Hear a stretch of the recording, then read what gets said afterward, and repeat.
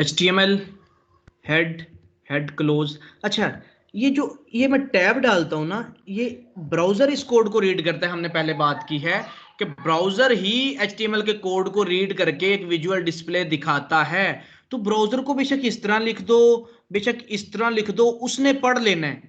उसको पढ़ने में कोई इशू नहीं, वो एक एप्लीकेशन है, वो एक सिस्टम है, उसको पढ़ने में कोई इशू नहीं।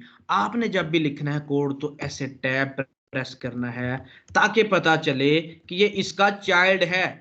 ये पता चल रहा है यहां से कि ये उसका चाइल्ड है। हायरार्की जिसको बोलते हैं ना, हम जो चीज बनाते हैं, ये देखें, Pakistan, India, UK, USA, Canada. हम ये अगर सिटीज के, विलेज, इनके सॉरी कंट्रीज के नाम लिखते हैं, तो इनमें अगर हम बीच में यहाँ पर पंजाब कर देंगे तो जिसको नहीं पता उसको नहीं पता चलेगा कि पंजाब को भी वो कंट्री समझेगा। लेकिन जो ही आप एक टैब प्रेस करोगे ना, फिर वो समझ जाएगा आगे कि हाँ भाई,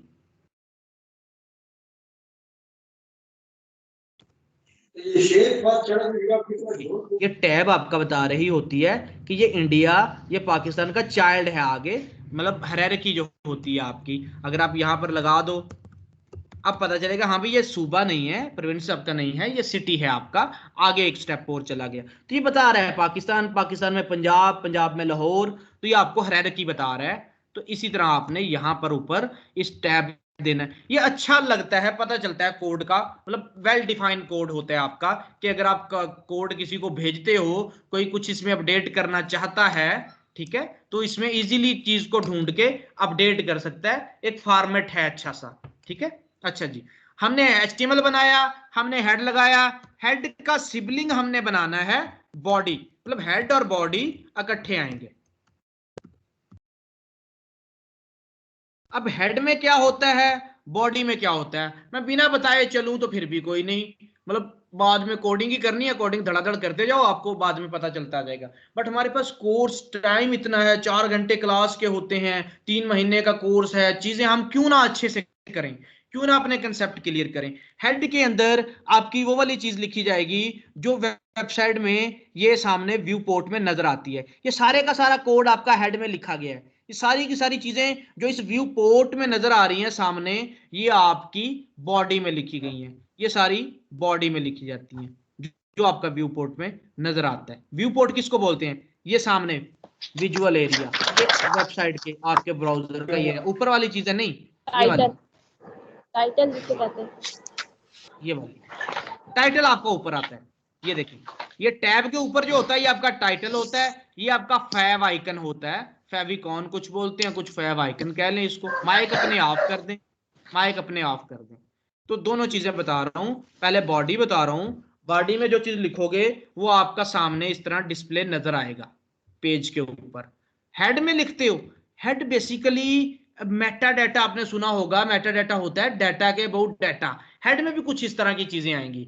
डॉक्यूमेंट के अबाउट डाटा, ये आपके पेज के अबाउट डाटा, लाइक पेज की कुछ स्टाइल शीट्स हैं, पेज के साथ कुछ कनेक्टेड फाइल्स हैं, पेज के कुछ एसेट्स हैं, ठीक है। उन पेजेस के बिना, उन फाइल्स के बिना आपका पेज डिस्टर्ब होगा, बट उनका इफेक्ट नजर आएगा, वो खुद कहीं पे नजर नहीं आएंगी।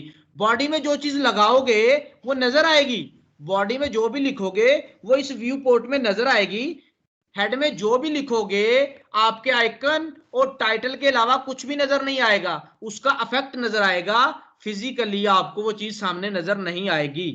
आ जाए जी, अभी हमने हेड में लगाना ही टाइटल है, जस्ट टाइटल का स्पेल, टाइटल वही होने चाहिए, हेड के जो स्पेलिंग है वही होने चाहिए, HTML के जो स्पेलिंग है वही होने चाहिए। मैंने आपको पहले बताया कि यूजर डिफाइंड लैंग्वेज नहीं है, ठीक है। ये आपके सामने जो चीजें हैं ये लैंग्वेज की खुद डिफाइन करता है, यूजर नहीं इनको चेंज कर सकता। हाँ, अंदर वाला जो कंटेंट है वो यूजर के कंट्रोल में है। टाइटल में लिख दो this is my first website या वेब पेज, आप ये लिख दो टाइटल में।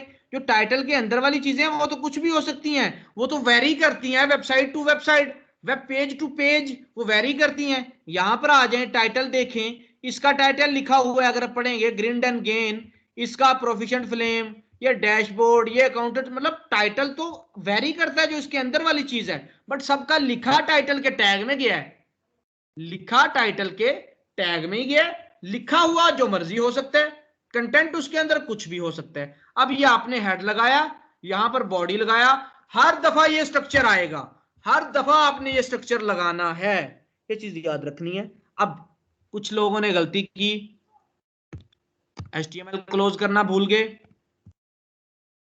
या ऐसे क्लोज कर दिया, कोई बात नहीं, स्टार्ट है, हो जाता है, गलती नहीं करनी। स्ट्रक्चर क्या है, जो फादर है वो एंड पे ही क्लोज होगा, ठीक है। ये आया, इसके अंदर चाइल्ड आया, पहले चाइल्ड क्लोज होगा तो फिर फादर क्लोज होगा, क्योंकि टाइटल हेड का चाइल्ड है, HTML का ग्रैंड चाइल्ड है। बॉडी आ गया, बॉडी के अंदर बॉडी के चाइल्ड आएंगे, सारी चीजें HTML में समा गई हैं। HTML इनका पेरेंट है, रूट एलिमेंट है। अब देखें, अब इस पेज को सेव करना है, जब सेव करेंगे ये एक वेब पेज बन जाएगा। वेब पेज तो है ना, बेशक कुछ भी नहीं है, छोटा है बड़ा है, वेब पेज तो है, वेब पेज तो बन जाएगा। HTML का कोड भी आ गया, इसको अब सेव करना है। आपने कंट्रोल S प्रेस करना है, डेस्कटॉप से यहां पे कोई भी लोकेशन सिलेक्ट कर लें, डेस्कटॉप सिलेक्ट किया, यहां पर इस फाइल का नाम देना है, लिखा आ रहा है फाइल नेम, अब कुछ भी नेम दे दें, यहां पर my file, my page, my first web page, फला फला, कुछ भी आप कह सकते हैं। बट एक चीज याद रखनी है, अच्छी अप्रोच है, जब भी वेब पेज का नाम दो तो हाइफन का इस्तेमाल करो। आप कहो माय फर्स्ट वेब पेज, क्या लिखा, माय फर्स्ट वेब पेज, मतलब स्लैश ओ सॉरी वो स्पेस ना डालो, यहां पर आप हाइफन डालो, जिसको माइनस बोलते हैं, माइनस डालो आप यहां पर, my minus first minus web page. आपने ये नाम लिखा, ये नाम कुछ भी हो सकता है, कभी ये नाम होम पेज का होगा, कभी कॉन्टेक्ट अस का होगा, कभी अबाउट अस का होगा, कभी कोर्सेज हो जाएंगे, वो कोर्सेज के पेज पे जाना होगा, कभी फीस स्ट्रक्चर का पेज होगा, कभी आपकी सर्विसेज का पेज होगा, कुछ भी हो सकता है। एक वेबसाइट को विजिट करें, उसके कितने पेज होते हैं, ये पेज का नाम कुछ भी रख सकते हो, डिपेंड करेगा, जो क्लाइंट बताएगा वो होगा। टेस्टिंग कर रहे हो, प्रैक्टिकल कर रहे हो, तो कुछ भी रखते जाओ, कोई इशू नहीं। मैंने रखा my first web page, space आनी थी, मैंने वहां पर आपको हाइफन का इस्तेमाल करने का कहा। My first web page. Extension, extension क्या होती है, फाइल टाइप होती है कि ये किस तरह की फाइल है। आपकी अगर इमेज है तो वो JPG होती है, PNG होती है, GIF होती है, आपकी वीडियो है वो MV होती है, जो भी आपने देखी होंगी, MP4 होती हैं, और काफी WEBM होती हैं, जो आपकी ऑडियो हो MP3 होती हैं, .doc की फाइल होती हैं, .xlx की फाइल होती हैं। इस तरह यहां पर भी फाइल टाइप है, आपके पास HTML की फाइल है, .html की फाइल, ठीक है। आपको पता है हर फाइल टाइप को ओपन करने के लिए उसी फाइल टाइप की तरह का सॉफ्टवेयर इंस्टॉल करना पड़ता है, उसी फाइल टाइप को रीड करने का एप्लीकेशन इंस्टॉल करना पड़ता है। आपको पता है, आपने फोटो देखनी है, आपके पास फोटोज हैं, तो आपके कंप्यूटर में फोटो व्यूअर होना चाहिए, जो कि बाय डिफॉल्ट होता है। आपने अगर वीडियो देखनी है तो वीडियो को प्ले करने वाला प्लेयर होना चाहिए, जो कि डिफॉल्ट में होता है। आपका ऑडियो है तो ऑडियो को प्ले करने के लिए आपके पास उसका सॉफ्टवेयर होना चाहिए, जो इसका कंपैटिबल होता है, जो उसको रीड करता है, ठीक है। आपके पास डॉक की फाइल है तो आपके पास माइक्रोसॉफ्ट ऑफिस वर्ड होना चाहिए, जो उसको रीड करेगा, वरना आपने देखा होगा कि इनवैलिड फाइल टाइप आ जाता है अगर आप अपना जो एप्लीकेशन है आपका वो इंस्टॉल नहीं होता, आपके पास माइक्रोसॉफ्ट ऑफिस नहीं इंस्टॉल, तो माइक्रोसॉफ्ट वर्ड का फाइल ओपन नहीं होता, एरर दे जाता है। आपने मोबाइल में भी देखा होगा। तो फाइल टाइप के लिए उसकी कंपैटिबिलिटी का सॉफ्टवेयर इंस्टॉल करना होता है। तो HTML फाइल टाइप है, आपको पहले बताया। HTML को रीड कौन करता है, HTML को रीड आपका ब्राउजर करता है, तो हमारे पास ब्राउजर इंस्टॉल है। तो माय फर्स्ट वेब पेज, उसकी फाइल की एक्सटेंशन, फाइल की टाइप .html, पेज का नाम इससे पहले पहले कुछ भी लिख लो, .html एंड पे लिखना ही लिखना है। डेस्कटॉप पे सेव कर रहा हूं, सेव प्रेस किया, डेस्कटॉप पे जाके ये फाइल आपका सेव हो जाएगा, किस फॉर्म में, ब्राउजर बन के आ जाएगा, ठीक है जी। कुछ लोगों का ये नोटपैड बन के आएगा, परेशान नहीं होना, राइट क्लिक करना है ओपन विद में चले जाना है, यहां से ब्राउजर को सिलेक्ट कर लेना है। पक्का पक्का ब्राउजर सिलेक्ट करवाना है, राइट क्लिक करें, यहां पर राइट क्लिक करें, ओपन विद में चले जाएं, चूज एन अदर ऐप करें, वहां से गूगल क्रोम को पक्का सिलेक्ट करें, ये ऑलवेज यूज दिस ऐप लिखा आया, इसको सिलेक्ट कर दें तो हमेशा हमेशा ब्राउजर में ओपन करेगा। आपका फाइल ब्राउजर में ओपन हो गया। क्या कुछ पेज में नजर आया? बॉडी में कुछ भी नजर नहीं आया, व्यू पोर्ट के अंदर कुछ भी नजर नहीं आया। वो क्यों नजर नहीं आया व्यू पोर्ट के अंदर? कि आपने कोड की बॉडी में कुछ नहीं लिखा, कोड की बॉडी में कुछ टाइप ही नहीं किया। जबकि मैंने आपको बताया व्यू पोर्ट में क्या चीज नजर आती है, जो बॉडी में लिखा जाता है। जबकि टाइटल कहां पे आया? This is my first web page, ऊपर आपको टाइटल मिल गया। मतलब टाइटल आपका टैब के ऊपर आता है, हेड के अंदर जो चीज लिखी जाती है वो टैब के ऊपर आती है। हमने जस्ट हेड में अभी तक के लिए टाइटल लगाना है, बस हेड का काम हमने रोक दिया। अब हमने करना है बॉडी के अंदर काम। जब हमने बात की है वेबसाइट के कंटेंट की, तो वेबसाइट्स का विजिट कर लो। सबसे ज्यादा यहाँ पर टेक्स्ट का कंटेंट होता है आपकी वेबसाइट के अंदर, फिर आपकी इमेजेस होती हैं। ठीक है, तो टेक्स्ट भी आपका कंटेंट है, इमेजेस भी आपका कंटेंट है, वीडियोस भी आपका कंटेंट है। और ये चीज वेरी करती है कि कौन सा कंटेंट ज्यादा है। भाई यूट्यूब है, यूट्यूब पर टेक्स्ट कम है, वीडियोस ज्यादा हैं, तो डिपेंड करता है किस कैटेगरी की वेबसाइट है। कुछ टेक्स्ट की वेबसाइट्स होती हैं, कुछ इमेजेस होती हैं जस्ट वहां पर, कुछ वेबसाइट में वीडियोस होती हैं। तो डिपेंड करता है आपका कि कौन सी किस तरह की ये आपकी वेबसाइट है। ठीक है,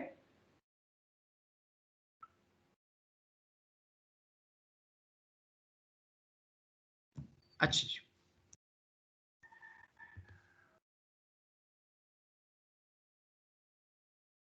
यहाँ पे आज कंटेंट पे था एक्सक्यूज मी सर। हमने। जी जी। सर ये जो टाइटल है सर, ये तो वेब पोर्ट में शो नहीं हो रहा है सर, तो इसकी क्या फायदा है सर? किधर कोड में शो नहीं हो रहा?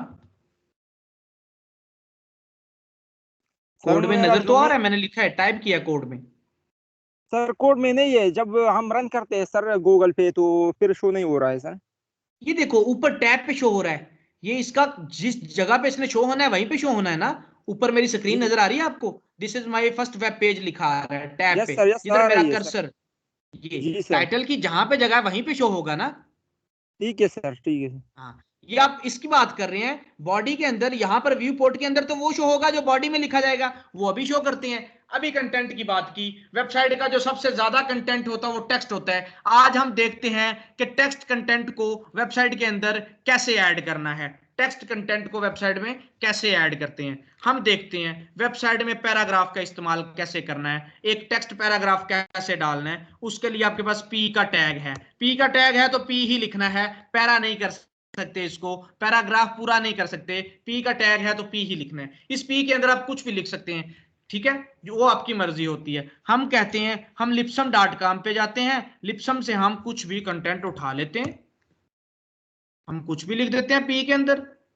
ये लिपसम से मैंने इतना सा कॉपी किया, कॉपी करके मैंने पी में यहां पर टाइप कर दिया, ये आपको वेबसाइट पे लिखा नजर आएगा, ये आपको वेबसाइट पे लिखा नजर आएगा। देख रहे हो, जो बॉडी में टाइप किया वो व्यू पोर्ट में नजर आया, जो बॉडी में लिखा वो व्यू पोर्ट में आपको नजर आया। अब आगे पैराग्राफ हो गया। आपको पता है कि किसी भी मजमून का, किसी भी आर्टिकल का जो आप कह लें कि ब्यूटीफुल होना, वो ये है कि वो उसमें हेडिंग्स भी होनी चाहिए। हम मजमून लिखते थे, ऐसे लिखते थे बचपन में, मतलब 5वीं 6ठी 7वीं 8वीं में हम हेडिंग्स डालते थे साथ साथ, वो बहुत अच्छा लगता था, उसको ज्यादा नंबर मिलते थे। जिसके पास मार्कर होता था और बॉल पॉइंट होती थी या पेन होता था, ऊपर मार्कर से हेडिंग देते थे, नीचे पेंसिल से, पेन से हम उसकी डिस्क्रिप्शन डिटेल लिखते थे। इसी तरह पैराग्राफ आपका पेंसिल से लिखी गई चीज होगी, हेडिंग आपकी, ये आपकी कंटेंट का हुस्न है कि आप हेडिंग्स का इस्तेमाल करो। बिना हेडिंग के अगर आप देखोगे, वेबसाइट आपके सामने ओपन कर रहा हूं, हेडिंग डायरेक्ट करती हैं, इंस्ट्रक्ट करती हैं, हेडिंग्स बताती हैं कि यहां पर क्या हो रहा है, नीचे क्या टेक्स्ट आ रहा है। ये आपको बता रहा है कि ये म्यूजिक कंपटीशन के बारे में बता रहा है, अबाउट अस का टेक्स्ट है। ये बता रहा है कि नीचे एल्बम्स हैं, ये यहाँ पे बता रहा है कि पास्ट कॉल आउट्स हैं आपकी, यहाँ पर ये बता रहा है कि लेटेस्ट म्यूजिक आ रहा है यहाँ पर आपका, ये बता रहा है ब्लॉग की पोस्टें आ रही हैं लेटेस्ट यहाँ पर। तो आपको डायरेक्ट करता है, आपको इंस्ट्रक्ट करता है, आपको समझाता है हेडिंग्स जो होती हैं कि यहाँ पर ये चीज आ रही है। तो हेडिंग अच्छा है इस्तेमाल करना है हेडिंग्स का, तो सारे क्लाइंट करते हैं। बॉयलर प्रॉब्लम हेडिंग देखो, प्रोफिशिएंट फ्लेम इज राइट, ये वाली हेडिंग, ये आपका पैराग्राफ आ गया। तो हेडिंग को कैसे हम ऐड करते हैं वेब पेज के अंदर, यहां पर आ जाएं। हमारे पास वेब पेज के अंदर 6 टाइप की हेडिंग्स हैं। H1 सबसे बड़ी हेडिंग है।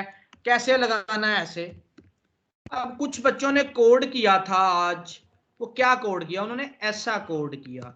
तो मसला कोई नहीं होता कोड से, प्रॉब्लम कोई नहीं आती कोड से, ऐसा करने से, ठीक है। ऐसा कर दें कोड, कोई प्रॉब्लम नहीं है, ब्राउजर तो रीड कर लेगा। अच्छा तरीका क्या है कि ये पता चले, वेल डिफाइंड फॉर्मेट बने कि हाँ भाई ये कोड अच्छा सा लिखा गया है। हेड और बॉडी सिबलिंग है तो एक लेवल पे आएंगे, ठीक है जी। पी आगे बॉडी का चाइल्ड है तो उसको जरा आगे धकेल दिया। H1 और P क्या है पेज के अंदर, कोई मुझे बता सकता है? H1 और P क्या बिहेव कर रहे हैं पेज में, इनका क्या रिलेशन नजर आ रहा है आपको? H1 और P H हेडिंग के लिए यूज करते हैं और P पैराग्राफ के लिए। वो तो हो गया, मतलब आपस में क्या रिलेशन लग रहा है आपको? इसकी बॉडी है, ये सिबलिंग है, चाइल्ड है, ये क्या है, लेवल आपको समझ आ रहा है इनका? सर हेडिंग पैराग्राफ का सिबलिंग है बिल्कुल, और आपको बॉडी लेवल जो है समझ आ उसमें गया कि ये पैराग्राफ का सिबलिंग है, एक ही लेवल पे आया, क्लोज हो गया, आया क्लोज हो गया, मतलब एक ही लेवल पे। अगर यही P आप H1 के अंदर लगाते तो आप कहते कि P आपका चाइल्ड है H1 का। तो आपने लेवल सिस्टम को भी समझना है, ठीक है। आपने इस लेवल सिस्टम को भी, अगर प्रोफेशनली आप चीजों को करना चाहते हैं तो आपको पता चलेगा कि हाँ भाई ये कितना मैटर करता है आपका लेवल सिस्टम, ठीक है। इसमें पहले मैं क्या करता था, माइक साफ कर लें, माइक साफ कर लें। जब मैं स्टार्ट में वेबसाइट बनाता था ना, मतलब काम इतना, मतलब आता था काम, तो इतनी चीजें नहीं पता थी, तो मैं P में H1 को घुसेड़ दिया, मतलब काम हो जाता था मेरा। P में H1 लगा दिया, P में एंकर लगा दिया, बटन में H3 लगा दिया, मतलब पता नहीं था कि इनका इफेक्ट क्या होगा, लेवल्स का नहीं पता था, हायरार्की का नहीं पता था। वो जब क्लाइंट ने कहा कि ये आपने क्या किया, पढ़ा लिखा क्लाइंट, मतलब इल्म वाला, नॉलेज वाला, उसने कहा जी ये आपने क्या किया, हमें तो नहीं ऐसी वेबसाइट चाहिए, हमें तो भाई स्टैंडर्ड्स को मीट करती वेबसाइट चाहिए, W3C के स्टैंडर्ड को, वर्ल्ड वाइड वेब कंसोर्शियम के स्टैंडर्ड्स को मीट करती वेबसाइट चाहिए। तो हमने जब इसको उनके स्टैंडर्ड के साथ मैच किया, उनके स्टैंडर्ड्स के साथ टेस्ट किया, ये तो मीट ही नहीं करती उनके स्टैंडर्ड्स को। आपने तो ऐसी ऐसी चीजें इस्तेमाल की हुई हैं, आपने P में एंकर को लगा दिया, आपने पैराग्राफ के अंदर हेडिंग लगा दिया, कोई तुक बनता है पैराग्राफ में हेडिंग घुसेड़ने का?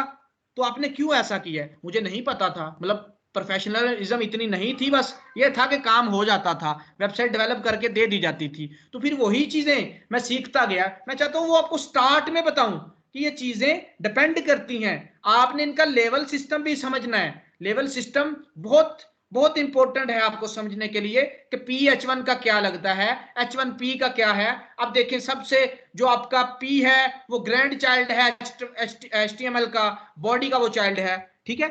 हेड में आ जाए, हेडिंग में आ जाए, this is first heading, matter नहीं करता, कुछ भी लिखते हैं, दिस इज पाकिस्तान फला फला, कुछ भी आप टाइप कर सकते हैं। तो मैंने डाल दिया यहां पर दिस इज हेडिंग, यहां पर इसको मैंने ओपन कर दिया, आपका हेडिंग आ गया। इसी तरह आपके पास H2 आ गया, H2 को आपने नीचे क्लोज कर दिया, इसमें भी टाइप कर दें। तो मैं उसी को पकड़ता हूं, कॉपी करके इसमें मैं पेस्ट कर देता हूं, इसमें मैं लिख देता हूं दिस इज सेकंड हेडिंग।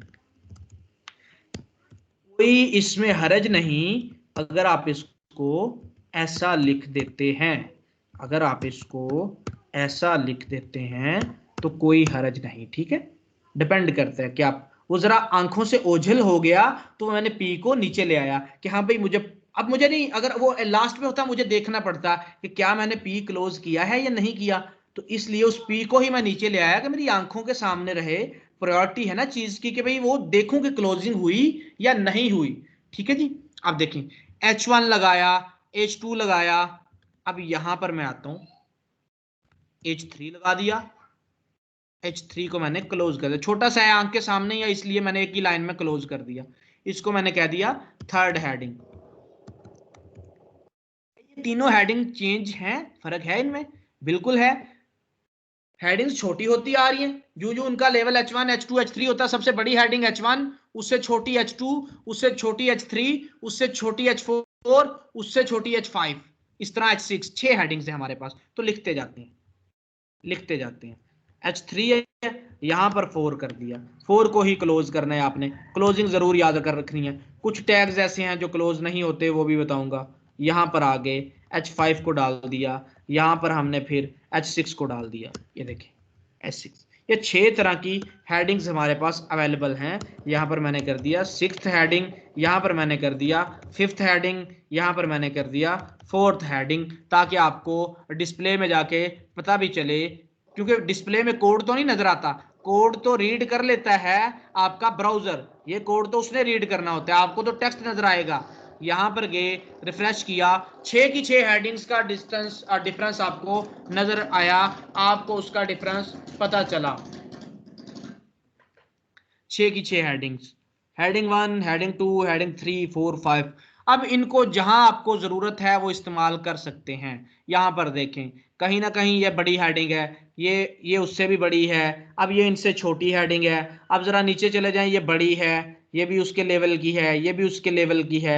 ये जरा जॉन डोई वाली छोटी हेडिंग है इससे, बट इससे बड़ी है। तो ये डिपेंड करता है ना, आप जिस तरह कल मैंने आपको बताया कि हम लिखते थे कि तरीके पैदाइश, हम अल्लामा इकबाल का या कायदे आजम का किसी का मजमून लिख रहे हैं, ऐसे लिख रहे हैं, तो हम पहले एक H1 एक बड़ी हेडिंग डाल देते थे ऊपर सेंटर के अंदर, अल्लामा इकबाल, अल्लामा मोहम्मद इकबाल। फिर हम एक उससे जरा छोटी सी लिखते थे तरीके पैदाइश, फिर उसमें पेंसिल से लिख देते थे फला फला जगह पैदा हुए, ठीक है, इस तरह।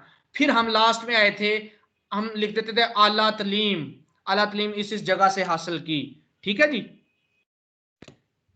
तो यहां पर उसी तरह आपने हेडिंग्स का लेवल बना के चीजों को लिखना है जहां जहां जरूरत पड़े। क्लाइंट आपको जस्ट बताएगा कि मेरी ये वाली चीजें हैं, हेडिंग्स कुछ आपको बनानी पड़ेगी, कुछ समझदार क्लाइंट हुआ तो आपको बता भी दिया करेगा, ये उससे छोटी, आपको वैसे भी समझ आ जाएगी, वैसे ही अकल काम कर जाएगी आपकी। दिखाता हूं अभी कैसे अकल काम करेगी। क्वालिफिकेशन लिखा है, अब इसमें मैट्रिक इंटर,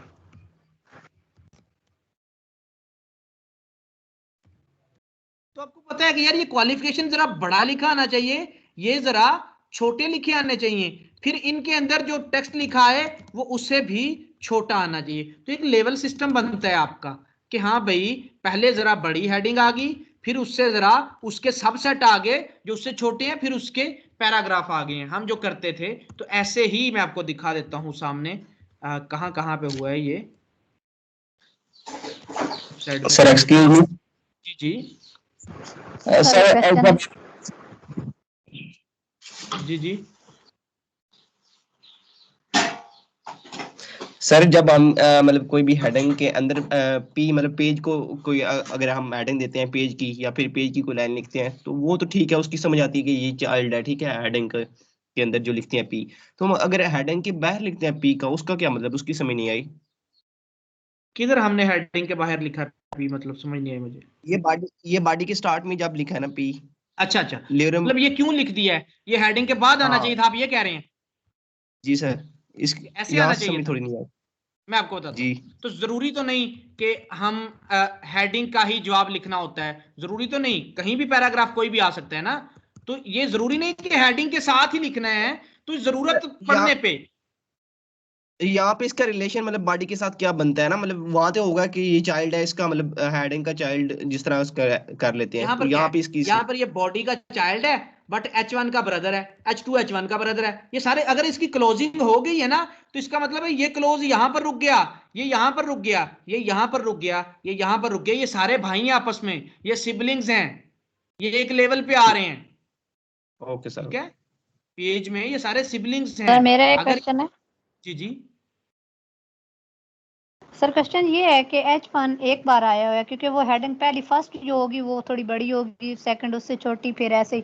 अगर हम चाहते हैं कि एक ही लेवल में मेरी फर्स्ट हेडिंग जो थोड़ी सी बड़ी आई है सेकंड भी अगर हम किसी जगह पे जाके हम लोग उसको भी बढ़ा जाते हैं तो वो भी H1 हो सकती है। उसको यहां पर H1 नहीं करना।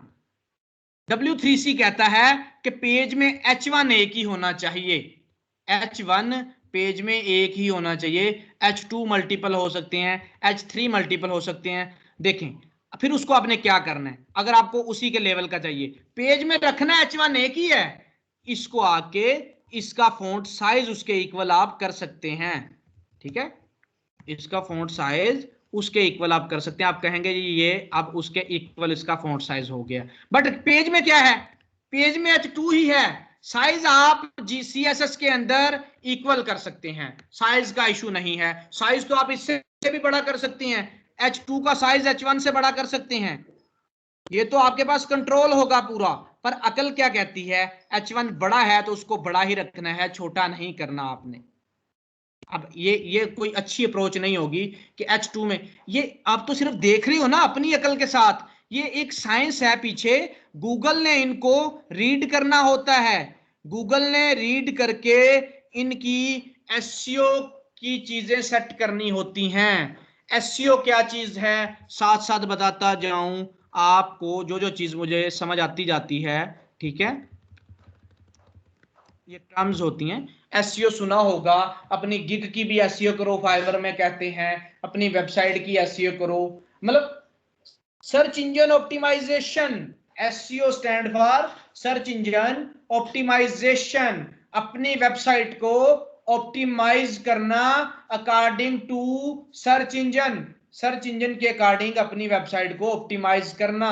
भाई क्या मतलब इसका, एसईओ में होता क्या है, हम चाहते हैं हमारी वेबसाइट पहले पेज पे नजर आए गूगल पे, हम गूगल में कुछ भी टाइप करते हैं, यहां पर मैंने कहा आइट्स इन सरगोदा टाइप करेंगे तो देखो जिनकी रैंकिंग अच्छी होगी वो पहले नंबर पे आएंगे, फिर दूसरे पे, फिर तीसरे पे, ये इनकी वेबसाइट आई, इनकी वेबसाइट आई, तो पहले नंबर पे आने का फायदा क्या है, ट्रैफिक ज्यादा मिलेगा, आपका जो बिजनेस है वो ज्यादा ग्रो करेगा, चीजें सेल ज्यादा होंगी। अगर आपकी शॉपिंग की वेबसाइट है, अगर आपकी वेबसाइट कोई आइट्स वगैरह जिस तरह ये स्कूल कॉलेज की है, तो आपके पास ग्राहक ज्यादा आएंगे, जो कस्टमर है वो ज्यादा आएंगे, क्लाइंट्स आपको ज्यादा मिलेंगे, मतलब आपका जो रेवेन्यू है वो जनरेट होने का, बढ़ने का ज्यादा चांस है जब आप फर्स्ट पेज पे आते हो। क्योंकि मैंने लिखा आइट्स इन सरगोदा, अगर मेरा ऑफिस होता यहाँ पहले पेज पे आता ही ना, वो आता दूसरे पेज पे, तो किसी ने भी दूसरे पेज पे नहीं जाना। कभी आप ही देख लो, कभी आपने ओपन करके देखा है दूसरा पेज, कभी भी नहीं देखा होगा, डिजायर्ड रिजल्ट ही पहले पेज पे मिल जाता है आपको, आपकी जरूरत का रिजल्ट पहले पेज पे मिल जाता है, आप दूसरे पेज पे कभी भी नहीं जाते। तो इसीलिए फिर कंपटीशन भी यही होता है कि हमने पहले पेज पे जाना है, हमारी वेबसाइट पहले पेज पे आनी चाहिए। वो पहले पेज पे कब आएगी, जब आप गूगल के स्टैंडर्ड्स को मीट करोगे, एसईओ के स्टैंडर्ड्स को मीट करोगे, आपकी वेबसाइट हर लिहाज से बेहतर होगी, तो फिर आप, अब कौन बेहतर करता है ऑन पेज एसईओ, तो फिर आपके पास होती है, जो डेवलपर होते हैं उन्होंने यूज करना होता है, उन्होंने अच्छी अच्छी अप्रोच इस्तेमाल करना होती है ताकि आपकी वेबसाइट की रैंकिंग अच्छी रहे। ज्यादातर क्लाइंट देखें, जिसने अपनी वेबसाइट को टॉप रैंकिंग में लेके आना है वो आपको पहले बताएगा मेरी वेबसाइट की एसईओ भी होनी चाहिए अच्छी, ये भी होना चाहिए। कुछ क्लाइंट ऐसे भी होते हैं, काफी सारे मेरे तो ऐसे क्लाइंट थे जिनको एसईओ का आता पता ही नहीं, बस वो कहते हैं वेबसाइट होनी चाहिए, मैंने वेबसाइट बना के दी बस, उन्होंने कोई ट्रैफिक जनरेट नहीं करना डायरेक्ट कोई सर्च से, वो चाहते हैं हमारी एक डिजिटल एग्जिस्टेंस होनी चाहिए। तो कुछ लोग चाहते हैं कि हमारी एसईओ अच्छी होनी चाहिए, तो वो कहते हैं जी जरा एसईओ की फ्रेंडली वेबसाइट बनाना, एसईओ फ्रेंडली होनी चाहिए जरा, ठीक है। तो बस कुछ चीजें हैं जो मद्देनजर रखनी होती हैं, वो आपको साथ साथ बताता जाऊंगा, जिस तरह मैंने आपको बताया कि पेज में एक H1 होना चाहिए, ठीक है, आपने लेवल सिस्टम समझ लेना है इसका, बस ये गूगल क्रॉलर्स रीड करते हैं। अब देखें, अब ये कह रही थी कि हम इसको बड़ा कर सकते हैं, इसके इक्वल करना चाहें, बिल्कुल आप कर सकते हैं, बट उसको रखना फिर H2 के अंदर ही है, ठीक है, इससे बड़ा नहीं करना। ये आपकी भी अकल कहती है कि H1 सबसे बड़ा होता है, तो जो पेज में सबसे बड़ी हेडिंग है वो H1 ही होगी, पेज में जो सबसे आपकी बड़ी हेडिंग है वो H1 ही होगी, H1 से ज्यादा आपने पेज में चीजों को इस्तेमाल नहीं करना। लाइक ये देखें, अकाउंट टेक्स्ट एंड एडवर्टाइजर, क्या इतनी बड़ी हेडिंग कोई पूरे पेज में आएगी, कोई भी नहीं आएगी, इससे छोटी आएंगी, इससे बड़ी हेडिंग पूरे पेज में नहीं आएगी, ये मेरी सबसे ऊपर हेडिंग थी। तो दूसरे पेजेस में चला जाऊं तो ये मैंने H1 के अंदर लगाया, बाकी चीजें मैंने H2 के अंदर लगाई, जरा छोटी होगी उससे। तो ठीक है, कोशिश यही करनी कि पेज में एक ही H1 होना चाहिए। ये हेडिंग्स लगाई या आपने पैराग्राफ लगाया या आपके सामने चीजें आ गई। तो ये जरूरत के मुताबिक जहां जहां जरूरत पड़े, जरूरी नहीं हो सकता है H2 ऊपर लगे, H1 नीचे लग जाए, वो कोई इशू नहीं, H3 ऊपर लगे। ये तो जब जरूरत पड़ेगी उसी वक्त लगाना है ना, किस चीज की जरूरत किधर पड़ती है मैं आपको बता देता हूं, यहां पर दिखा देता हूं आपको। इस पेज ओपन कर लें,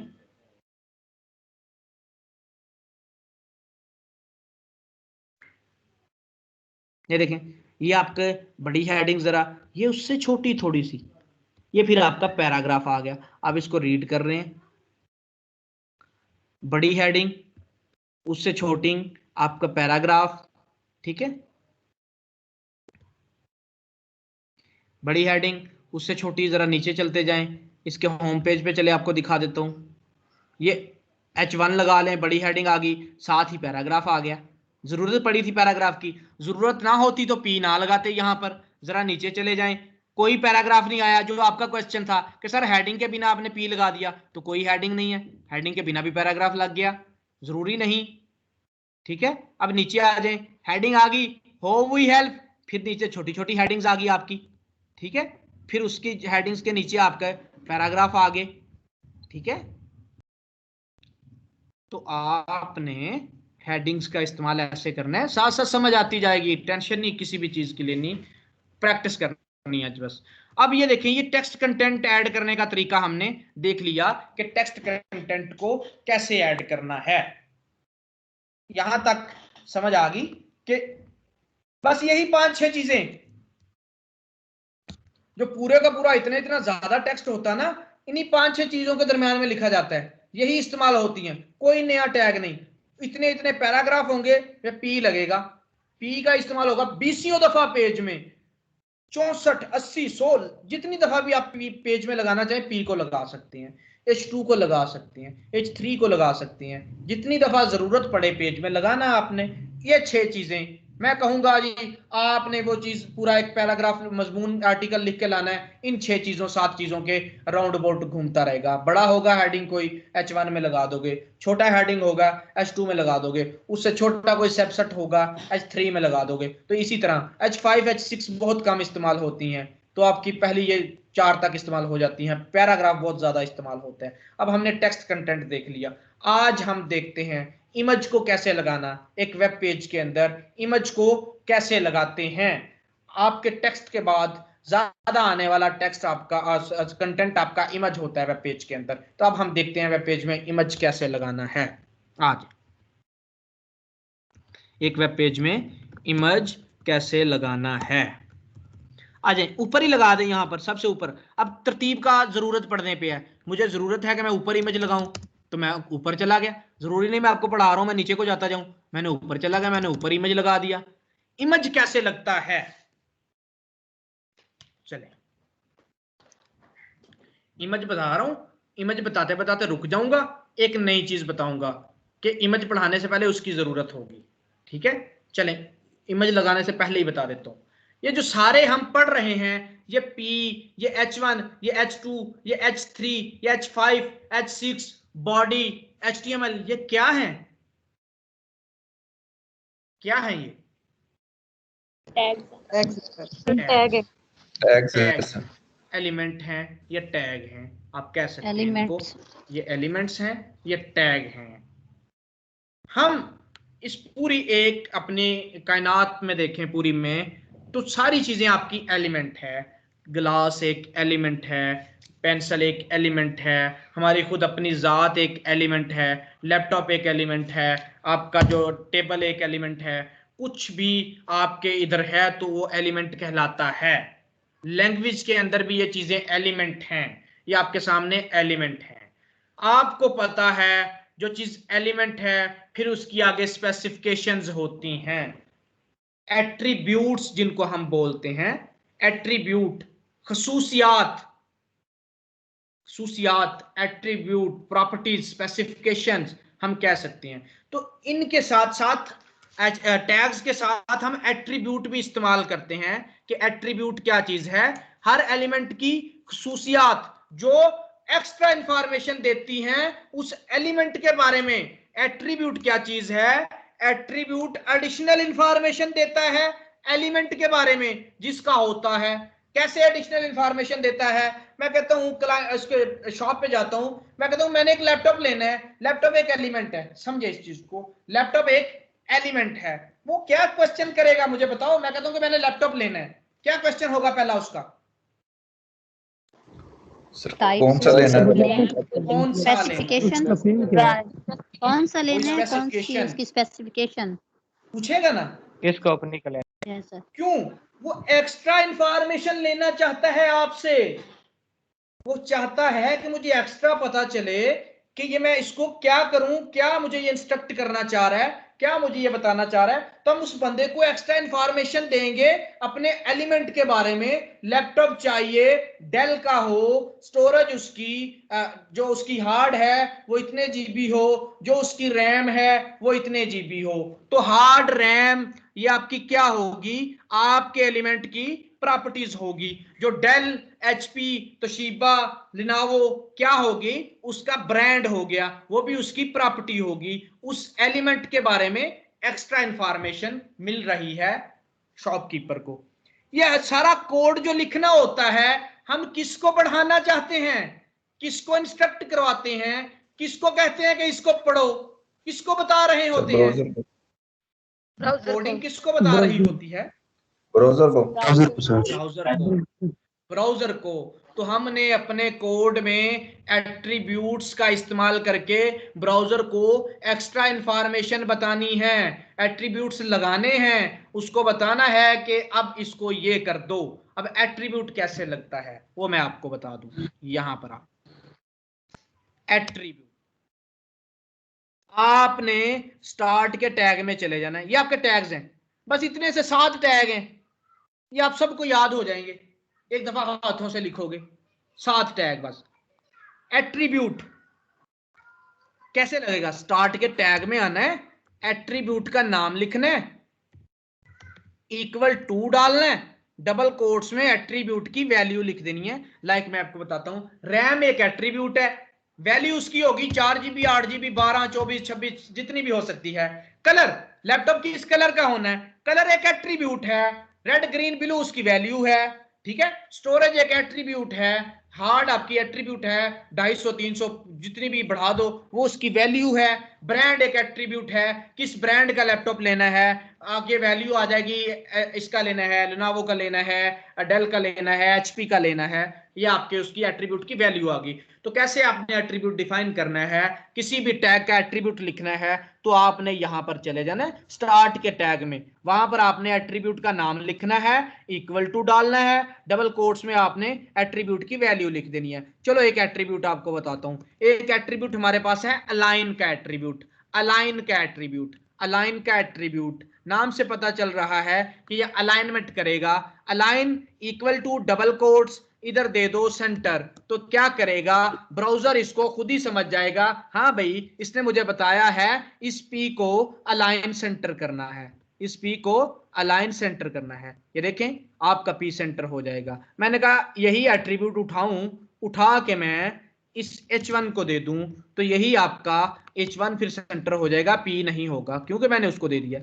ठीक है, मैं चाहता हूं this is third heading, right पे चली जाए, बिल्कुल मैं जाऊंगा यहां पर लगाता हूं अलाइन, तो किसी को भी एट्रीब्यूट दे सकते हो, अलाइन में इसको राइट कर दिया तो ये राइट पे चला जाएगा। लेफ्ट पे तो बाय डिफॉल्ट आ रहा है, तो 3 ही तो आपके पास सिचुएशन है, लेफ्ट, राइट, सेंटर। अलाइन आपने सेंटर कर दिया, ठीक है जी। अलाइन यहां पर आपने अभी हमने क्या पढ़ा एट्रीब्यूट, जस्ट हमने अलाइन का एट्रीब्यूट पढ़ा जो कि हमें आगे ले गया।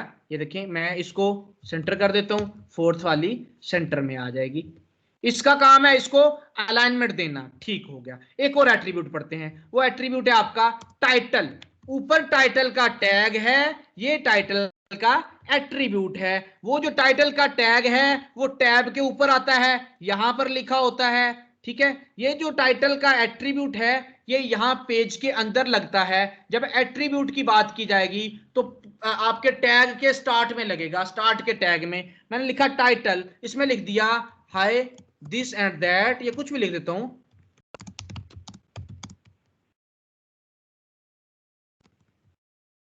ये ले, अब ये कैसे नजर आएगा आपको, आप इस पे माउस को लेके जाए, सॉरी है किस पे लगाया मैंने, पी पे, सॉरी पी पे माउस को लेके जाए, एक टूल टिप सी बनी आ जाएगी, hi my name is Mohammad Bilal.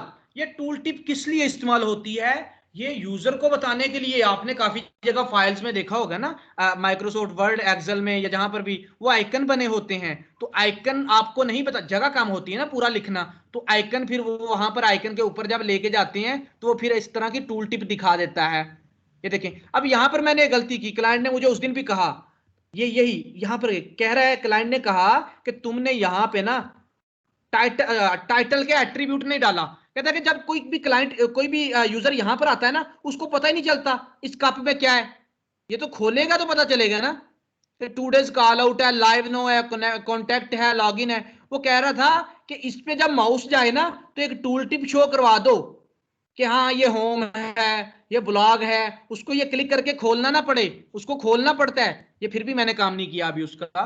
वो कह रहा था कि यहाँ पर ये टाइटल की टूल टिप लगाओ कि जब भी माउस इधर आए तो उसको पता चले कि ये क्या लिखा हुआ है, ये किस चीज के अबाउट है। तो इसीलिए टाइटल का एट्रीब्यूट बताता है जो ही आप माउस लेके जाते हो, hi my name is Mohammad Bilal, ठीक है जी।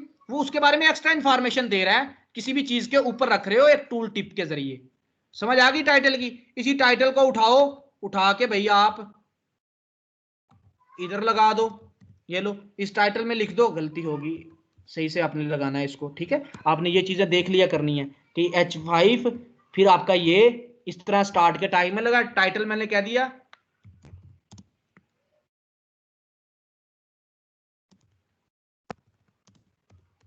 ठीक है जी। ये देखिए, अब आ जाए भाई, ये 5वीं हेडिंग है, ठीक है।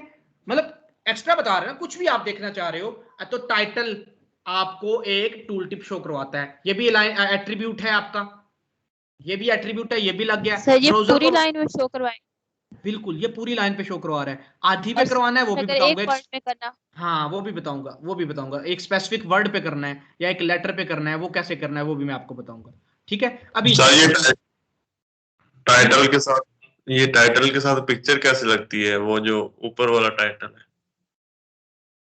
इस टाइटल के साथ आप कह रहे हैं कि ये आपने आइकन यहां पर लगाना है, वो भी मैं बताता हूं। एक दफा पिक्चर लगा लूं, पिक्चर लगा लूं, फिर मैं आपको ऊपर ये आइकन लगाना है, ये मैं बताता हूं। ये आइकन ये गूगल का लगा आता है, देख रहे हो आप, इसको बोलते हैं फैब आइकन, कुछ बोलते हैं फेविकॉन, ये बी लिखा आ रहा है। टाइटल तो हमने लगा लिया, पिक्चर कैसे लगाना है वो भी बताता हूं। अभी इमेज लगाना है हमने, ठीक है।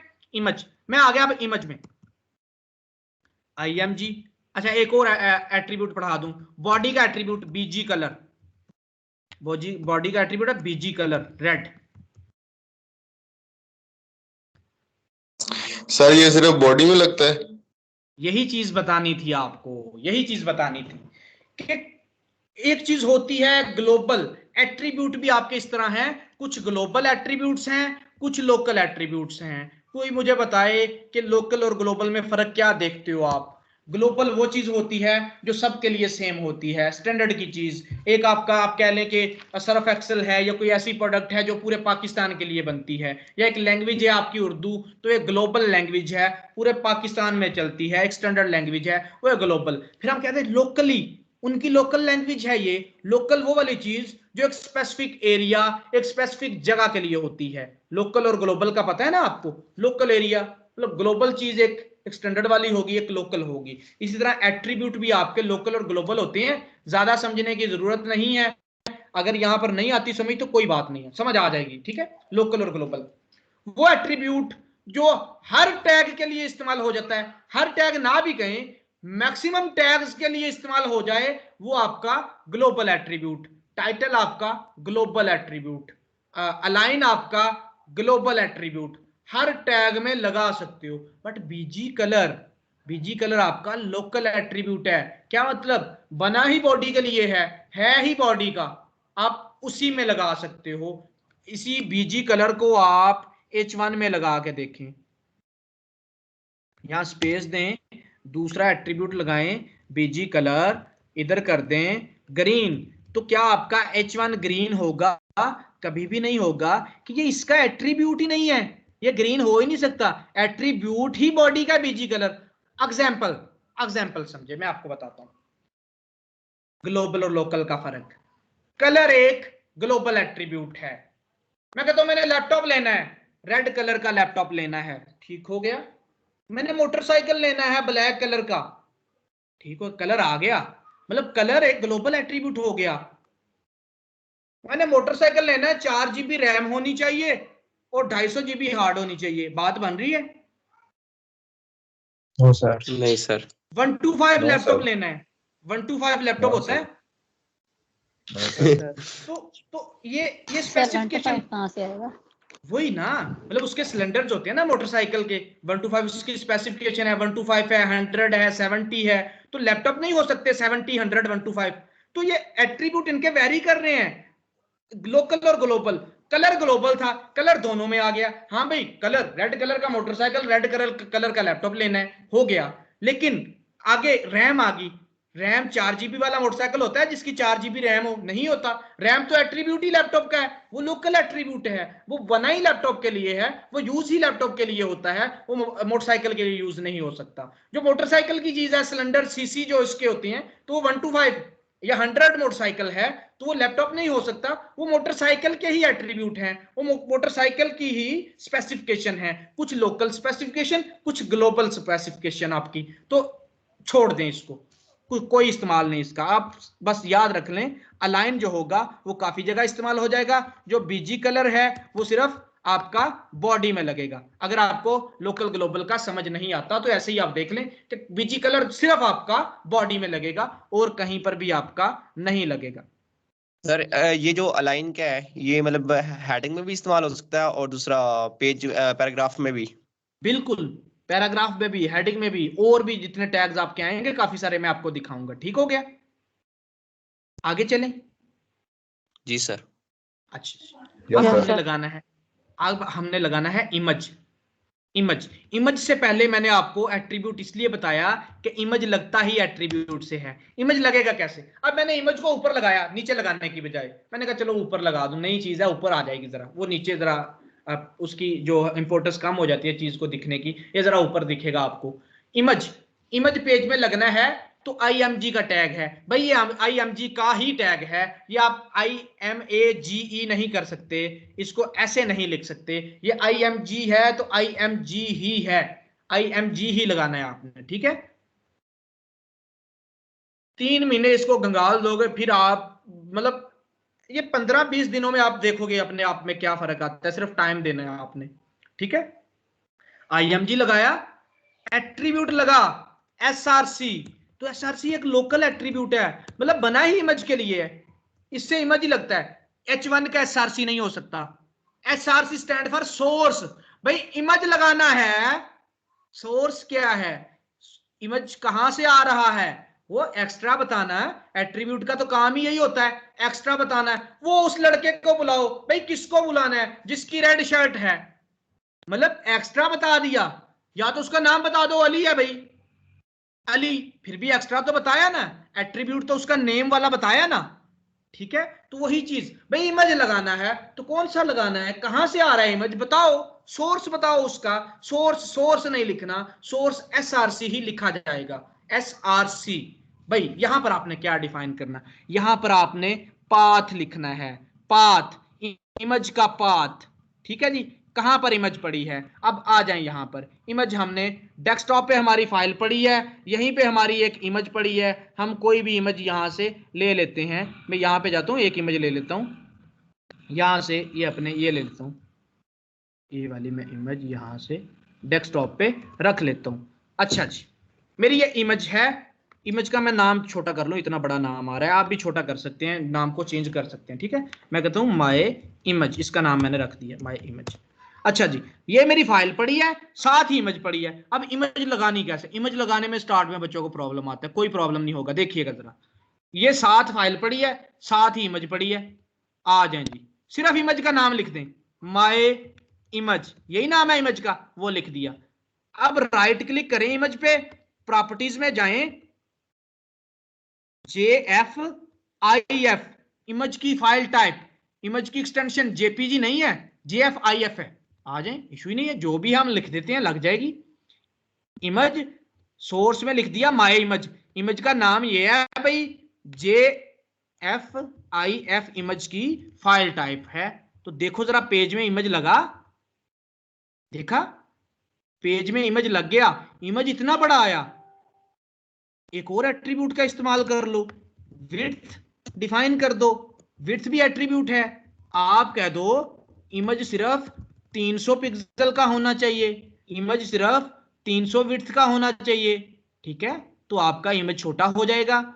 आप और भी छोटा करना चाहते हैं, इस इमेज को 200 पिक्सल का कर दें, आपका इमेज और भी छोटा हो जाएगा। 200 साइज कर दिया ना, इसका साइज आपका बड़ा कम कर सकते हैं आप इसको। ये इमेज आपका आ गया यहां पर, देखा इजिली इमेज लग गया, साथ में इमेज पड़ा है तो इमेज लगा दिया हमेशा। जी जी सर नोटपैड को मतलब इस टूल को कैसे पता चला कि ये इमेज डेस्कटॉप पर पड़ा है, मतलब कहीं और भी पड़ा हो सकता है? ये चेक करता है हमेशा अपने पास, ये कहीं और पड़ा होगा ना इमेज, तो इमेज को लेगा ही नहीं। जब भी आपने वेबसाइट बनानी है उसका तरीकाकार इसके बाद मैं आपको बताता हूं। हमेशा आपने चीजें करीब करीब रखनी होती हैं जब भी आप वेबसाइट बनाते हो, ठीक है, वो भी बताता हूं क्यों, वो सारा तरीका अभी। एक ही जगह पे आपका फाइल था HTML का और पास ही आपका इमेज था, आपने नाम लिखा, इमेज आ गया। अभी क्या हुआ, ये लें जी, इमेज चला गया सक्सेस स्टोरीज के फोल्डर में, इमेज चला गया सक्सेस स्टोरीज के फोल्डर में, यहां पर इमेज नहीं पड़ा। आ जाए, क्या हुआ, इमेज आ ही नहीं रहा। कलर को चेंज कर दें, बस एट्रीब्यूट आपको पता चल गया, वो अच्छा नहीं लग रहा, जरा आंखों में चुभ रहा है, कलर व्हाइट कर देते हैं, एट्रीब्यूट वहीं पे आपको कोड मिल जाएगा। तो आपका इमेज नहीं आया, क्यों इमेज नहीं आया, कोई बताएगा? सर डेस्कटॉप पे से और नहीं है, क्योंकि सर ये desktop दूसरी पे ही फाइल पे होता चला है। गया। लोकेशन गलत है, लोकेशन गलत है ना, जी, वो सर, जस्ट location नाम गलत से है। बुला रहा है, वो जस्ट नाम से बुला रहा है। मैं आपको एग्जांपल देता हूं, आपने अपने भाई को बुलाना है, आपका भाई आपके पास सेम कमरे में बैठा है तो आप आवाज दे के बुला लोगे, ठीक है। आप दोगे उसका नाम असद, बात सुनो, मतलब कमरे में बैठे हो तो सेम जगह पे हो, करीब करीब हो, तो आप नाम से बुला लोगे। अभी क्या हुआ, आपका भाई अगले कमरे में बैठा है, आप पिछले कमरे में बैठी हैं, तो आपको उस कमरे तक जाना पड़ेगा, फिर भाई को आवाज देनी है। तो यहां पर यही चीज, आपको इस कमरे का एड्रेस लिखना पड़ेगा, यहां पर आवाज दी हुई आपने ऑलरेडी, बुलाया उसको हुआ है, ये ले जी सक्सेस स्टोरीज लिखा, फिर आपने वो नाम लिख दिया। पहले सिर्फ नाम से ढूंढ रहा था, नाम से ढूंढ रहा था तो वो सेम कमरे में ढूंढ रहा था। वो कह रहा है कि यूजर ने, कोड करने वाले ने सिर्फ नाम लिखा है, वो नाम ढूंढेगा, तो नाम कहां से सिर्फ ढूंढा जाता है, सेम जगह पे। अब सेम लोकेशन पे उसको नहीं मिला नाम, उसने कहा जी नहीं है, इमेज लगा ही नहीं। अब इमेज पड़ा है आगे, आपकी अकल कहेगी इमेज क्यों नहीं लगा, इसलिए नहीं लगा कि इमेज तो आगे पड़ा है, मैंने एड्रेस गलत दिया है। तो फिर आप यहां पर आओगे, आप उस कमरे का नाम लिख दोगे, उस फोल्डर का नाम लिख दोगे, ठीक है जी। आप यहां पर आके उस फोल्डर का नाम लिखा, स्लैश लगा के उस इमेज का नाम ऑलरेडी लिखा हुआ है, तो यहां पर आए, अभी आपका इमेज आपको नजर आएगा, देख रहे हो, इमेज आपको आपका नजर आ गया। ये किसी को समझ आई हो? यस सर, यस सर, आ गई। अब क्या करते हैं सर अब? मोस्टली वेब पेज पे जेपीजी वाले जो हैं वो इजीली शो हो जाते हैं, बाकी इमेजेस जैसे अब आपकी ये इमेज टाइप चेंज थी, ये मोस्टली ऐसे डिस्प्ले नहीं होते मेरे पास। क्यों डिस्प्ले डॉट नहीं, जेपीजी मतलब वाले कोई इजीली हो जाते हैं। नहीं, सारे एक्सटेंशन इमेज आपके शो होते हैं वेब पेज पे। मैं आपको चेंज जैसे करके ये तो नहीं आता मेरे पास, तो मोस्टली वो इशू कर रहे होते हैं। वो देख लेंगे, ब्राउजर का कोई हो सकता है आपका इशू, वो चेक कर लेंगे जब आएगा ना, आगे आगे हम देखते जाएंगे आपकी चीजें। जी सर। ये तो JFIF था, ये JPG भी नहीं था। अच्छा जी, अब मैंने क्या किया जरा देखिएगा, मैं यहां पर हूं, इसी फोल्डर में जहां पे इमेज पड़ा है, मैंने एक और फोल्डर क्रिएट किया, टेस्ट फोल्डर, और अपना इमेज उठा के मैंने इस फोल्डर में लगा दिया, रख दिया। तो अब मुझे इमेज नजर आएगा यहाँ पर? No sir. क्यों? नो सर, एड्रेस गलत हो गया। एड्रेस आप उसको कह रहे हो सक्सेस स्टोरी वाले कमरे में जाके देखो, माई इमेज पड़ा है, माई इमेज को लगा दो। ब्राउजर देखता है जाके सक्सेस स्टोरी वाली जगह पे, उसको वो इमेज नहीं मिलता, वो नहीं लगाता। उसे बताओ सक्सेस स्टोरी के अंदर आगे टेस्ट का फोल्डर है, उधर इमेज पड़ा है, फिर उसको मिला और उसने फिर यहां पर लगा दिया। ये समझ आ गया आपको? मतलब सिचुएशन बता रहा हूं, कहीं ना कहीं ऐसी आ सकती है बहुत जगह पे। Yes sir. इमेज लग गया। सर एक बार रिपीट कर दे, रिपीट कर। मैं दोबारा से रिपीट, हर चीज खत्म की मैंने। हमने पेज में लगाना है इमेज।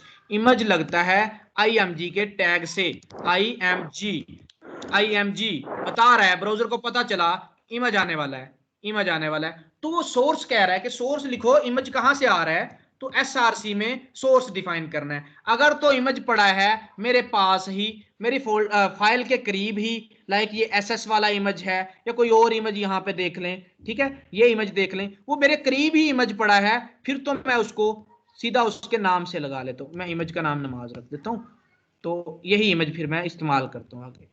इमेज की पहले एक्सटेंशन देख लें, राइट क्लिक करें, प्रॉपर्टीज में जाएं, एक्सटेंशन है इसकी JFIF, इसकी भी वही है। कोई JPG आपको लगा के दिखा दूं, प्रॉपर्टीज में जाएं, JFIF। असल में स्क्रीनशॉट जो लेते हैं वो JFIF का होता है। हम देखें जी, इधर से कोई लेते हैं, मीडिया से। प्रॉपर्टीज में गया, इस इमेज को देखते हैं, ये बैग वाली इमेज, प्रॉपर्टीज में जाके, हाँ JPG आ गया, इसको ले लेते हैं। इसको डेस्कटॉप पे रख दिया मैंने, बैग 25 इसका नाम है। आ जाएं, इस इमेज को लगा रहे हैं। मैंने कहा जी बैग बैग -25.jpg इसका नाम है, ये इमेज लगा दो पेज के अंदर। वो कहेगा ठीक है, बैग 25 वाला इमेज आ गया। देख रहे हो कितना बड़ा आया? हमने कहा इमेज बड़ा आया, इसकी विड्थ हैंडल करना चाहता हूं, 200 पिक्सल कर दिया विड्थ। एट्रीब्यूट देख रहे हो, पिक्सल की जगह परसेंटेज देख सकते हैं, परसेंटेज वाला भी तो होता है, दे सकते हैं। परसेंटेज फिर आपकी स्क्रीन के लिहाज से लेके आएगा ना, परसेंटेज आपकी स्क्रीन के लिहाज से लेकर 200% फिर कितना हो गया, स्क्रीन का 2 गुना हो गया, ठीक है। फिर आपको 20% कर दें तो सर ये बैक वाला जो, सर ये वाला जो आपने पैंट्स में बता देना, वो लाइट चली गई थी तो नेट मसला बन गया था दोबारा अगेन। इमेज कैसे लगानी है? जी सर, मैं वही बता रहा हूँ। ये देखें, जस्ट IMG का टैग लगाया हमने, सोर्स में हमने इमेज का नाम लिखना है जो इमेज हमने लगाना है। ये देखें, बैग 25.jpg इमेज का नाम था, बैग 25 इमेज की एक्सटेंशन है, इमेज की फाइल टाइप है .jpg। वो कैसे चेक करते हैं? इमेज लगाने से पहले ही चेक कर लिया करो, राइट क्लिक करके प्रॉपर्टीज में जाकर। एक्सक्यूज मी सर, स्क्रीन नहीं शेयर हो रही, मतलब आगे वो नहीं आया शेयर्ड है, शेयर्ड है। आप ऐसा करें, एक दफा लेफ्ट करके ज्वाइन कर, सबको शो नहीं हो रही, सबको शो नहीं हो रही, बताएंगे, बताइएगा सर हमें हो रही है, हमें हो रही है। जिनको नहीं हो रही वो लेफ्ट करके ज्वाइन कर लीजिएगा, जिनको नहीं हो रही, ठीक है। अच्छा जी, बैग 25 नाम था, वो लगाया, ये इमेज मेरे पास लग गया। विड्थ को बेशक परसेंट में दे लो, पिक्सल में दे लो, आप पे डिपेंड करता है, ठीक है। अच्छा जी, ये आपका इमेज आ गया यहाँ पर। अब आगे कहीं पड़ा होता तो आपको फोल्डर का नाम देना पड़ता, यही इमेज आगे कहीं पड़ा होता तो आपको फोल्डर का नाम देना पड़ता। चलें, मैं इसके साथ एक और इमेज लगा लेता हूँ, वही सक्सेस स्टोरी वाला जो इमेज था, इधर आके पड़ा हुआ है ये वाला इमेज, तो ये इमेज लगाता हूँ। मैंने कहा एक और इमेज लगाएं, एक और इमेज का टैग लगाया, सोर्स चेंज कर दिया, इमेज का नाम माई इमेज, यही नाम था, .jfif विड्थ 20% ही, इमेज लग गया मेरा। इमेज नहीं लगा, क्यों नहीं लगा? सर ये आपने डाला है IMG होना था। कौन सा सर जो आपने एड्रेस दिया वो जगह चेंज है, सोर्स चेंज, सोर्स गलत है भाई, लोकेशन गलत है। ये सिर्फ नाम लिखा है, नाम की वजह से वो इसके पास ढूंढेगा, इसके करीब वाली जगह पे उसे नहीं पता। इमेज तो पड़ा है आगे फोल्डर में, सक्सेस स्टोरीज का फोल्डर है, बल्कि उससे भी आगे पड़ा है इमेज आपका टेस्ट के फोल्डर में, सक्सेस स्टोरीज के अंदर भी तो यहां पर बताओ भाई सक्सेस स्टोरी में जाओ, आगे टेस्ट का फोल्डर है उधर जाओ, फिर आपका इमेज पड़ा है, ठीक है। अब उसको सही वाला पाथ मिला, जो पाथ सही वाला मिल गया, यहां पे आएगा, रिफ्रेश करेगा, उसको इमेज मिल जाएगा। दोनों इमेज आपको नजर आ गई, यहां पर दोनों इमेज आपको मिल गए, यहां पर 2 इमेज मिल गए। अच्छा जी, गलती होगी, इमेज का पाथ गलत हो गया, ये लो जी, इमेज नहीं आया। तो यहां पर एक एट्रीब्यूट और है आपके पास, आल्ट का एट्रीब्यूट, आल्ट का एट्रीब्यूट। माइक ऑफ करो भाई, माइक ऑफ करो। यहां पर आपके पास एक और है आल्ट का एट्रीब्यूट। आपने क्या किया, विड्थ से पहले लगा लें, इन एट्रीब्यूट को लगाने की तरतीब नहीं है, आगे आगे बेशक जिधर मर्जी लगा लें। आल्ट का एट्रीब्यूट, आल्ट का एट्रीब्यूट क्या करता है, नाम से बता रहा है अल्टरनेटिव। जब कभी इमेज आपका एड्रेस की वजह से, गलत होने की वजह से नहीं आएगा, या इमेज पड़ा ही नहीं होगा, वहां कुछ ना कुछ होने की वजह से इमेज आपका नजर नहीं आ रहा, तो उधर आप आल्ट डाल सकते हो, आपका लिखा आ जाएगा कुछ ना कुछ वहां पर। आप क्या दो, अच्छा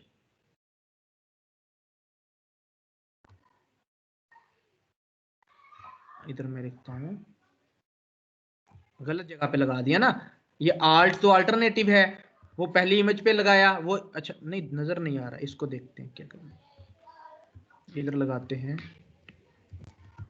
इमेज नॉट फाउंड, ये यहाँ पर लिखा क्यों नजर नहीं आ रहा, ये तो यहाँ पर लिखा आना चाहिए, ये विड्थ की वजह से नहीं शायद आ रहा। तो आल्ट क्या करेगा, यहाँ पर आपको शो, हाँ विड्थ की वजह से नहीं था आ रहा, यहाँ पर शो करवाएगा आपको कि इमेज नॉट फाउंड, मतलब यहाँ पर अल्टरनेटिव टेक्स्ट आ जाएगा कि इमेज नहीं है यहाँ पर, ठीक है, इमेज लोड नहीं हुआ, या कुछ भी आप यहाँ पर शो करवाना चाहते हैं तो आल्ट में आप यहाँ पर शो करवा सकते हैं, ठीक है। कभी कभी होता है नेट स्लो होने की वजह से लोड हो रहा होता है कंटेंट, तो इमेज नजर नहीं आ रहा होता कोई भी, तो इसकी जगह आप कोई भी टेक्स्ट शो करवा सकते हैं। लेकिन एक जाते जाते कंप्लेक्स ना हो जाए तो बात बताता जाऊं, आल्ट आपका एसईओ के लिहाज से बहुत इंपॉर्टेंट है। ये कोई फीचर नहीं था आल्ट का जो बता दिया है कि जी इमेज नहीं आएगा तो यहाँ पर लोडिंग शो करा देगा, कोई टेक्स्ट शो करा देगा।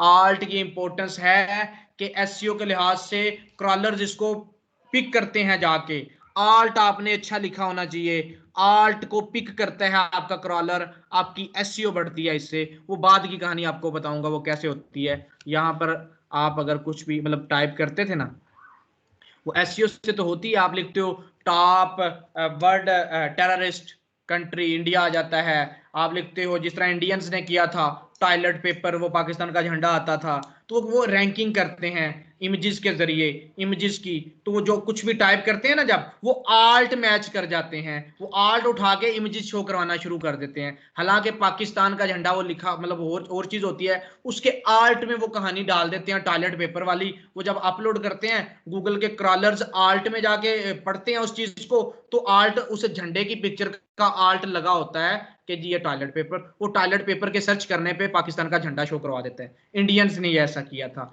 तो टॉप करप्ट कंट्रीज आप देख लें या इस तरह की लिखते हैं, वो कुछ ना कुछ एक दूसरे को ब्लेम करने के लिए, ब्लैकमेल करने के लिए गूगल पे इस तरह की चीजें की होती हैं। आप फिर जिस चीज को सर्च करते हो उसका रैंकिंग बढ़ता जाता है, ठीक है।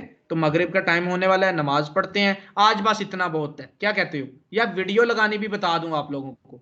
Yes sir please. Yes sir, बात कुछ नहीं थी। यस सर बता दें, होता है मिक्सअप हो जाना बता बहुत दें ज्यादा। क्योंकि जितना ज्यादा सीखें, सारी प्रैक्टिस करनी है, नहीं, लेवल है यहाँ पे बच्चों का। जो कहते हैं रोक दें वो सिर्फ हाथ खड़ा करिएगा, जो कहते हैं रोक दें, क्योंकि बेसिक से भी बच्चे हैं, मैंने सबको साथ लेके चलो। जो कहते हैं कि बस करें वो अपना हैंड रेज कर दें। Yes sir please. सर आपकी आवाज